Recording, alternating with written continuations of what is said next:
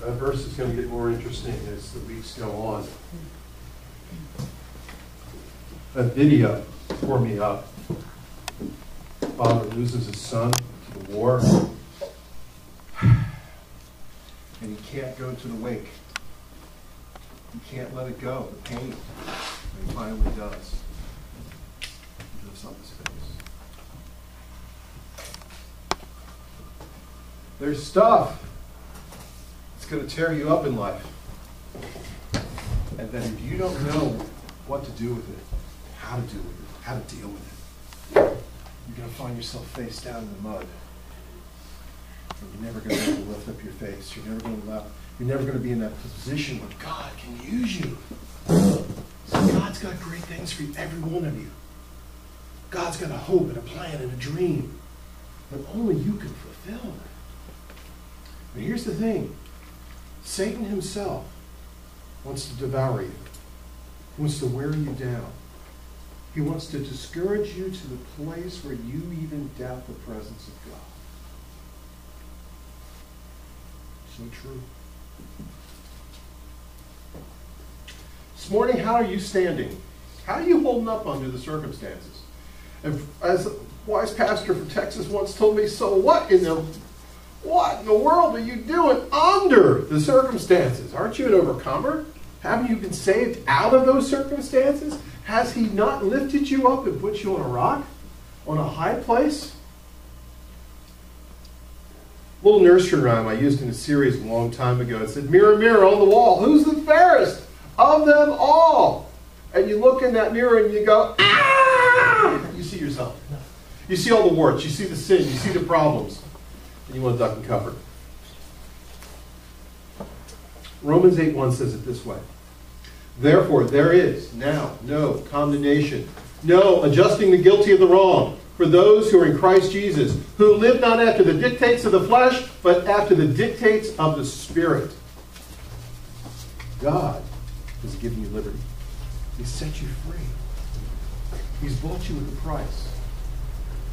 Galatians 5:1 says, in this freedom, Christ has made us free. Hear this. A loose translation from the Greek. Completely, literally liberated us. And stand fast. And do not be hampered and held under, held ensnared, or submit again to the yoke of slavery, which you once put off. So this brings us to the focus of today. How are you dealing with the struggles? How are you dealing with the identity that Christ has given you? How do you see yourself? Do you really see yourself as free?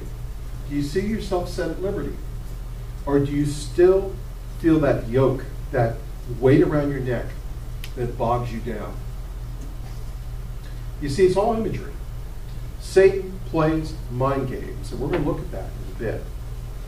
But I want you to be able to see yourself as God sees you this morning. You see, it's real simple. We go to the Old Testament. We go to the temple. In the Holy of Holies, behind the veil, was the box, the ark. And for you smart people, what was in that box? The law. The law. Yes, what was the law? The stone tablets. And please, we were talking about this week, and somebody broke out into the Inquisition song from End of the World Part 1 or whatever, is by Mel Brooks, and it said, these 15 crash, these 10. No, we're not going there. So don't break it. You know, they're the 10 stones, the 10 commandments on stone. There was the rod. The rod. There was what? Manna. And what did it picture? Come on, since when are you guys quiet? What did the stuff picture in the box? God's absolute what? Authority? Covenant. His covenant, but it pictured the fact that he was a just God. That there was an absolute law. There was a standard that all of mankind was held to. Now on the lid of that box was a little seat. And you see the high priest would come in and pour the blood on that seat, covering the box. And then you had the two angelic beings that would just have these arms that would lift out like this and look, as they lifted out like this, they looked down at that seat. And that pictures God himself looking down from heaven through the blood at the just law. Every single time God looks at you, he's looking at you through the blood of Christ. Atoned, set free, forgiven. The Bible says as far as the east is from the west. I love the original language there, because it says he has what? Obliterated. Arnold would like that. Obliterated. Yes, he's obliterated your sin, which means he's destroyed it. It's been bought. It's been paid for. Wow. You're free. But here's the problem. There's this battlefield going on in your mind. And if you, listen, this whole series is about being able to lift up your head, lift up your face before God, and have a relationship. Satan wants to bury your face in the mud. You see, the circumstances of life can do that. There are times, and I love the analogy, life can hit you like a shovel full of sand. First, you feel the thud of the metal thumping against your face. Then you feel the coarse abrasion of the sand itself as it's peeling back and grating your skin until your face burns. See, life is hard. It can affect your thinking and your viewpoint to the point that you don't see yourself spiritually correct. There's a second thing. Friends and family. Don't you love that family member who comes over in the midst of your sorrow, in the midst of your pain, in the midst of the problems in your life? That good church member, you know, curse God and die. You worthless toad. Give up. You ain't got it. You don't have what it takes. By the way, you need to change your friends if you got friends like that. That's pitiful. But that's what goes on in the kingdom.